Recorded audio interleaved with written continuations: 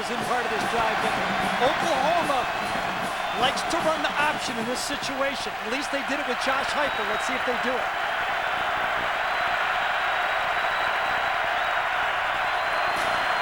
There's the look and the pitch, and Griffin goes for it inside the 15. Allen Brooks there to get him out of bounds, and there is that same look that Stoops used with Heupel, and it's good for 17 yards. Nice little changeup. You're getting the guy in motion, someone chases him, and then come down outnumbered right here and run an easy option. A 5-flat quarterback could run this one, pitch it out, and that's the first time Quentin Griffin has gotten any space in the last 2 games I've watched. Now White lines up back in the shotgun on a first down from the 13. Takes the inside handoff right for the end zone, just short of it. There's the added dimension that a running quarterback can bring to this offense. At least I thought all week, Brent, that Oklahoma would have a wrinkle for this game. Here is the wrinkle for this game. Much like Clemson does with Woody Dantzler, Northwestern does with Zach Kustok, Oklahoma now has added this quarterback keeper in their offense. That'll get some type of a running game in this set. Here's first and goal.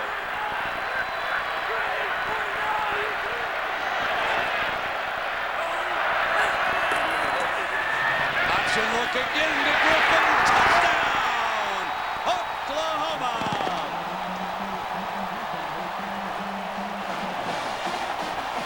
The story of a backup quarterback, Jason White, off the Sooner bench.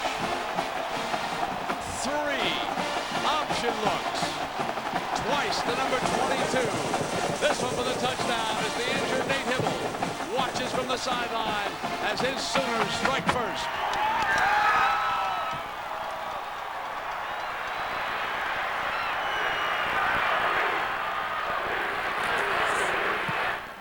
Duncan makes it a 7-0 Oklahoma lead.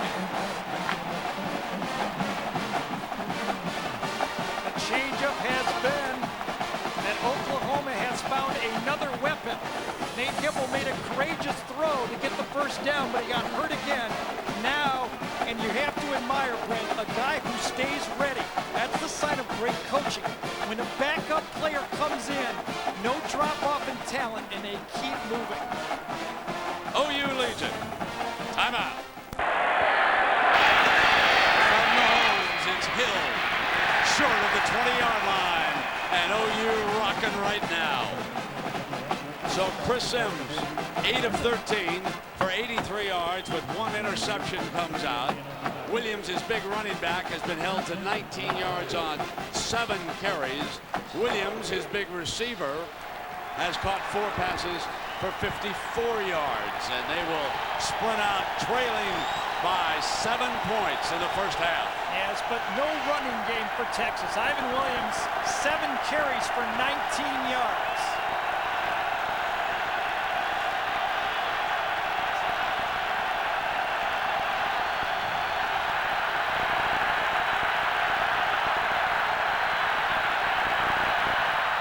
Sims a short drop, and he'll throw underneath, working the tight end Brock Edwards, the sophomore from Fort Worth. And coming up on the Valvoline Halftime Show, John Saunders and Terry Bowden will bring you all the scores and highlights from around the country.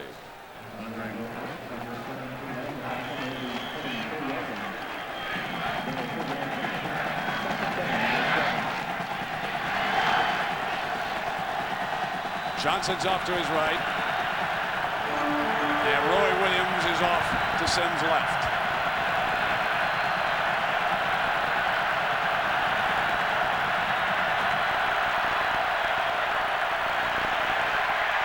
Time. Bo Scaife, the tight end, for a first down to the 34-yard line. You said it first, time. Sims had time to throw. When he has time to throw, you can see the improvement in his game. He's able to scan the field. He just doesn't zero in on one wide receiver anymore. He looks down, look, he looked a little right, came back left, tried to go deep, stayed with his feet right under him, a little bounce, and dumped it off to the tight end.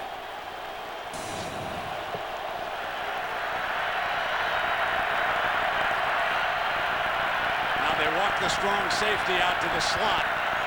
1st and 10, and they blitz on a cross. Sims is sacked. Confusion on the blocking, and Jimmy Wilkerson gets there. Jimmy Wilkerson's basically been unblockable coming off the edge in this game. His average right there is what caused a few problems, at least for Sims. Strong safety's way out outside of your screen right there, and then that little stunt upside. Lehman comes, here comes Kelmus around number 20. That forces Chris Sims into the pocket for an easy sack. That's the 3rd sack of the game against Texas, and OU has thrown him for 18 yards and losses. It's been with the blitz that's really kept the Texas offense backed up in these long yardage situations. Now they show a late blitz, but Sims has time, and he throws it to Jeffrey, short of the 1st down. Pass is complete to Tony Jeffrey. Number 12, Tony Jeffrey, once a high school quarterback, redshirt freshman out of the Houston area. That seems to be a pretty good formula for finding playmakers nowadays. Oklahoma has a bunch of them on their team, both in the secondary and at wide receiver. And it seems like more and more schools are finding those guys that can do a lot of multi-talented things. Big 3rd down for Sims and Texas. They're 3 of 7 on 3rd down. Need 5.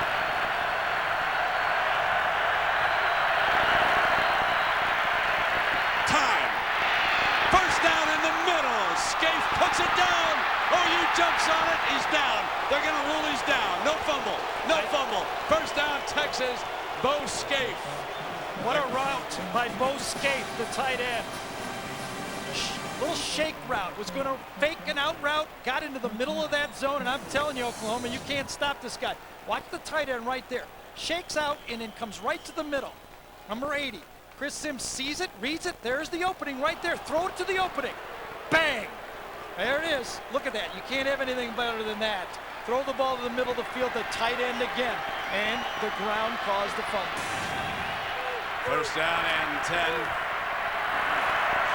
Now they come back with the running game, and it is Victor Ike trying to squeeze what he can out of it. A closer look now at that fumble as Scaife went down. Hit and ball and ground come at approximately the same time. I think that's a good call. 2nd down and 4 coming up here. So they go to the more experienced Victor Ike rather than the sensational all-everything freshman Cedric Benson. This is not a game for inexperienced players. Experience matters in the way they're hitting. 2nd down and 3. Ike cuts back. 1st down. Just short of the 20-yard line. That play was designed to go right, but Roy Williams, number 38, just blew up the play, and then the backside of the Oklahoma defense got folded down that time, and that was a real nice read by Victor Ike. So Victor Ike giving the running game a little bit of a lift. He's the junior from Austin. Sims comes up under center on a 1st down, just shy of the red zone by a yard. Movement in the middle of the defensive front. No flag as he throws it outside, completes. Mike Jones got that one. Woolfolk Yeah, all over Woolfolk Mike Jones. Back up tight end. I wonder if Bo Scaife got rocked a little bit because they got 2 tight ends in the game, Edwards and Jones, and Scaife is not in the game.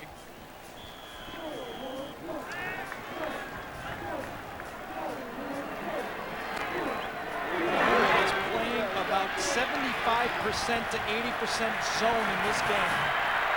Williams has caught 4 balls. He'd be the big go-to guy. Not this time. Here they come. A little too fast in the middle. You can see that defensive tackle a little bit eager down in there as he jumped across. Contact by defense. Yard. Well, this is a must win. Surely the United States can beat Jamaica. Surely.